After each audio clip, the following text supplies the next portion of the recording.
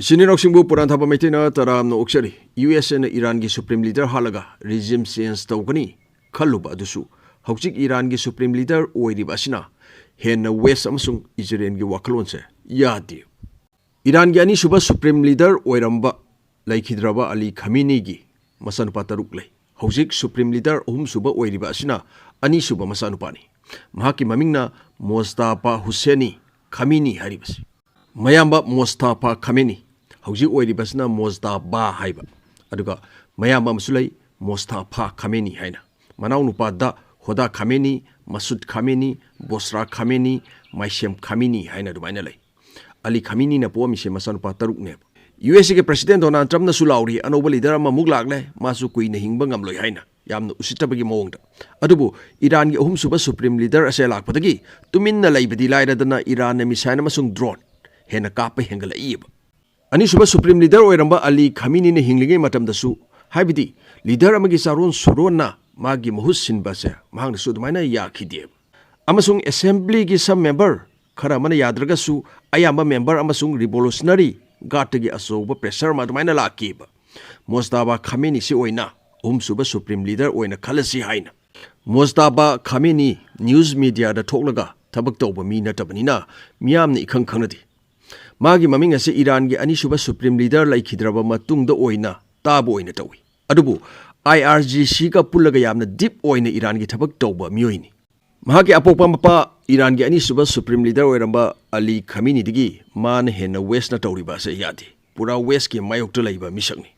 aduna Iran da laidiba clerical and state body IRGC parliament leader amasung armed forces na suba supreme leader na haibado tagani haikli Haibadi mana haiba aduda yenaba amata yaudana thabak tawgani haina aduna amaromda yengloragadi mahaki apokpa mapa Iran gi ani suba supreme leader oiramba Ali Khamenei dadi west yadragasu khara balance thamlaga dumaina sali adunani Oman da fistoka tawba dumaina yahaliba adu mana yadragadi amata yaroeba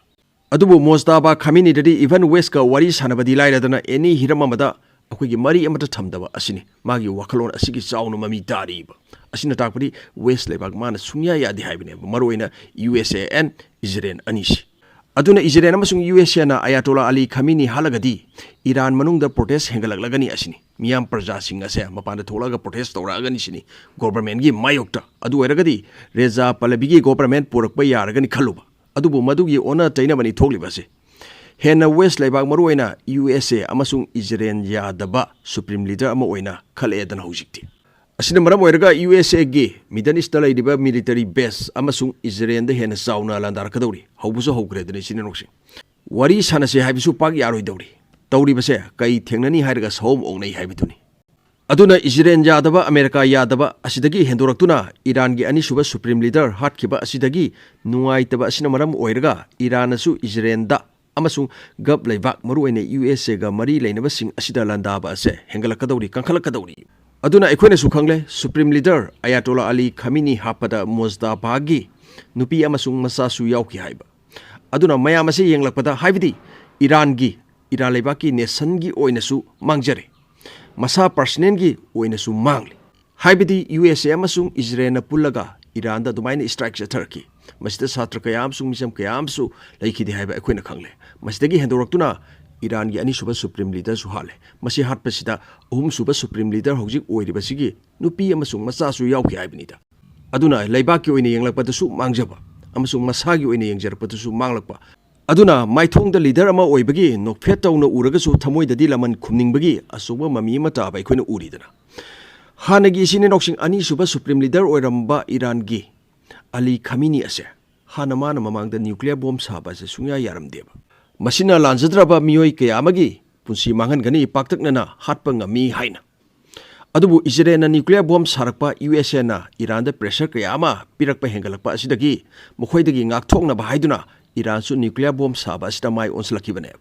aduna suba supreme leader asigi makada hojik nuclear bomb sabagi thabak ase hena yangsilakadawri Iran na USA Israel dagi ngakthokke hairagadi sungsoi soidana nuclear khulai ase thamdaba yadi asni magi wakalondi aduna Iran laibaki adumaina yenglakpada su solakpa magi personal adumaina yenglakpada su adumaina solakpa Israel amasung USA na landarakpa asida maki mapa ko amasung mahaki nupi amasung masasu yauna siribane asina maram oirga magi personnel su yorpa IRGC amasung atai high ranking officer singnasu support torpa asina maram oirga Iran gi nuclear program ase mangrom de hena yangna saksil kadori asini akang ai singna hujik phongdong nari bas Iran su mamang da hai kebel ikre 60% uranium 400 kg enrich tawre haina aduna uranium enrichment da 20% enrichment tawba ngamlagadi khulai sabagi thabakta 90% thabak mai papa hawragle takpani 60% oiragana khulai sabagi thabakta 95% mai papa hawragle haibani asidagi uranium enrichment ge sakana mani leidi adu loiragadi 90% enrichment tawre sabi yare mai palagani aduna Iran gi hojik leidi bas ekhoina khangle 60% enrichment haiba thabak ase khulai sanabada 95% saksale haibani khara khakta ngaire aduna masi yamdrabada Iran thabak ase yangsanduna hafta ani haibdi 2 weeks ki manungda makhoi gi nuclear gi khulai ase mai pakna puthorpa yari aduna 400 kg enrich tawre hairibani na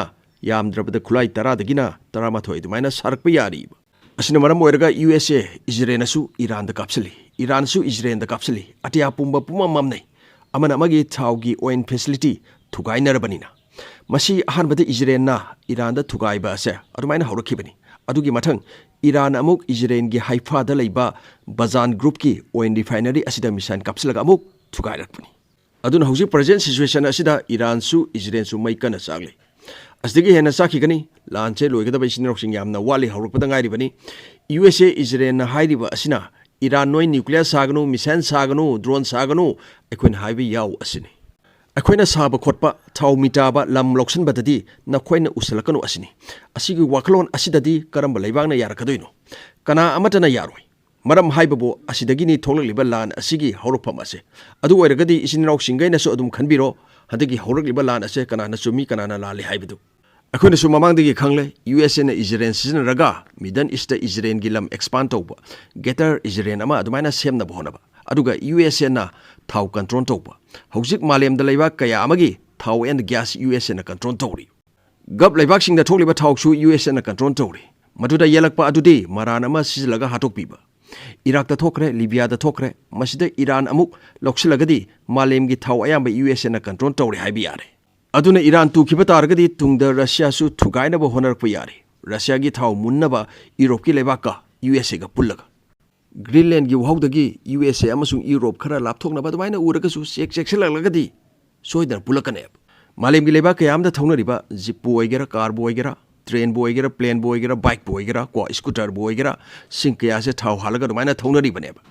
electric vehicle di khara khaktani masing yamdeba aduna USA na thau control tawkhiba taragadi sananingba mawongda sanarkaneba leiba kayama waganeba adubu USA di pesha hen paket khiganeba aduna isinroksing Donald Trump na maga make America great again gi wakalon da USA nungaina bo honabada leiba kayamada khut thikjanba asigi saitheng di ekhoidisu uba phangani aigi mamangi video da su kayarak panja khare handa karigumba Iran tu khraba USA gi power ekhoi somda expand torpa se kui hawroe USA gi military base Iran Pakistan da thamlakani China na Pakistan da CPEC China Pakistan economic corridor da pesa kayama thadar basu China makhoi gi economy saukhatna ba honabada 2030 or 35 phawbudi lan pak sokna ba yaukhiroi chin da ngangjergasu Afghanistan da su Pakistan amasung Iran gi mating dagi namdana control tawraga makhoi gi habidi USA gi military base adumaina thamjalakani sajjalakani ba adugi matung Bangladesh ki Saint Martin Island ase makhoi gi military base ama sana ba adumaina target tawrakani ba masigi matang de sinenoksing Bangladesh ki Prime Minister Oirambi Sheikh Hasina na su adumaina mamang da phongdorong ba leikharedana madugi red line ama singliba aduda USA gi hojik phawbi oina military base leitri thamna bo honaduna lakhi Indian Ocean da leiriba Diego Garcia da leiriba sidi amakadani aduna USA na pamliba se India Bangladesh Myanmar ganaksina na adumaina leiba military base ama adumaina thamba asine adu ergadi Bangladesh Myanmar China India da miyang thamba su lairgani khut thingjalaga okhai basu lairgani kariguma Saint Martin Island asida USA gi military base ama thamlakpa taragati India gi politics oigera Bangladesh gi oigera Myanmar gi oigera masidasu USA na khut thingjalaga thugaina bu honar kaneba makoina control tawna bu honar kani haibinita map aduda red masuna kwashalaga thamliba adubuni Saint Martin Island hairibase Bangladesh gi madudagi Mizoram su yamna nakna leirabani maduda karigumba USA gi military base ama thamlaklagadi North East India su karamba phibam da oirakani haiba isininaw singaina adum khanbiro Sinauxing Kulaigi Mate Amtang Hapsaramgi Kulaigi Mate Amtang Hapdragadi Ishasi Tumbayati. USA Israel Lan Taslapatigi Iran Kudhale. Masida Iran ballistic missile scenery. Adubu, Hosi Popio in Iran Quidigi Yamna scenery Basa, Shahed 136 drone asini. Loitering munition, kamikaze drone as. Sinauxing Malemda kamikaze drone as, Kayamalay. Adubu Magi drone as, Amatamanade. Maru in Iran ge Shahed 136 drone asigi magi drone si karino have the air defense system to guide. So was over building infrastructure. Adumina to guide. Adumata Sinanaba Saba Makangi drone. Iron Dome David Sling, amasung Patriot air defense system the happy intercept on the missile Amagi Mamanze. Yamna P have the equina Kanglabo Wafamni. Aduna Israel Wedabasu Midan is the lady by USA ge air defense system na intercept on the missile as a Lushana Bohona Batasuma Sigi drone as a Iran Yam the Sinab. Hybidi Iran Masigi a home drone. Sinoxing Yam the home Badinati Adubo. Air defense system gi intercept on the missile sing Asigi Yang Badadi Adugi Matic Hong Hibi. Adun a home was Shahed 136 drone as a Mayama capsule Pataragadi. Air defense system to Madu to Gaina Bohona but is in intercept on Bohona but Atang Misandu Mayama Captona Canindana. Aduna Madulo Shanabohona but the Su Iran Adumina Sinarib. Sinauxing da Wahangama Sweden Ramgani, Iran Masigi drone as Adum Sinar Lagadi, Luikivatabani, Luikragadi, Katai the Sinagani Hyben Singbuk Kayama. High river drone asigi pun transfer of technology Iran Russia the Piraga Russia gi. Tastratran high river Mufum Asida, high the Western Russia the Labadumba region Namani, Masida Russiana drone as a Ziran 2 Hina Dumina Maming Tolagasari. Nong mada drone, Samagi Matakta Saduna Putui Heidi. Russia Masigi Shahed 136 drone as a upgrade Kayama Tokre. Russia gi GLONASS navigation system to hapre. Zeming Tobang Amdanabe antenna to hapre. Warhead Henna Yamna Puba Yare. Hanamang the Purambadu the gi Anouba in Hena Yamna Puba Yare Hibini. Speech to Hangarangre Aduga Magi Pibigi Rians as you Hangarangre. 2,000 kilometer again 2,500 kilometer Sana Duina Pibangam Crab. Stand fighter Zeta Taiba Adumba coating Radana detect Obang Amdanaba Adusu Taishal Lab. Masigi drone as a Russian among the India Dumaina Opata Pasulacre, Aduba Indiana yes the Hydri. Aduna Iran ballistic missile Sinar Lagasu, Masing Yamna Sinar Gloy. Langi Momato, situation Yangaga, Sinar Kaneb. Aduna Masigi drone Asina Ayamba Sinari. Aduna Handaki Lan Asida Amasung, Russiana Ukraine da Masigi drone Asa, Masing Yamna Sinar Padagi, Laiba Kaya Amanasu, drone Rom da, drone technology Rom the Kana Mai Osanar Kadauri. Adun Hosik Malem da Ahongba Pak Sauna Mahan Tahanbangamba Kamikaze Fire and Forget drone Haidgadi Shahed 136 drone Asini US and Ukraine the Gipangba do Huralaga Mato Tamlaga Luka Sign Maming Tolaga Sai Aduna Masi Iran Manunda Sarga Putupatanatana Russia Su Supply Kayama Iran the Taurukaneb Drone Asina Tang of USA Middle Easter Labor Military Radar Kayama Tugaiki High Bakuna Kangle Aduma Radar 5,000 kilometer range detect Tobangamba Atang Badar Hibatari. Aduna Hanbagi Shahed 136 drone Asina 50 kg warhead Pubangambada Anouba Asina 90 kg warhead Pubangami. 2,000 dagi 2,500 kilometer Sana Dwina Pibangami. Aduna Iran dagi Israel the Kapada Line Yobangami. Aduna Handaki Lanasi Shininoxing Shahed 136 drone gi Maigi Nong Taba Midan Ista Soidan Urgani. As you had a Puranta Matina Kaina Naviating Nizeri, Kanglipagimana Yafari, thank you so much. Peace.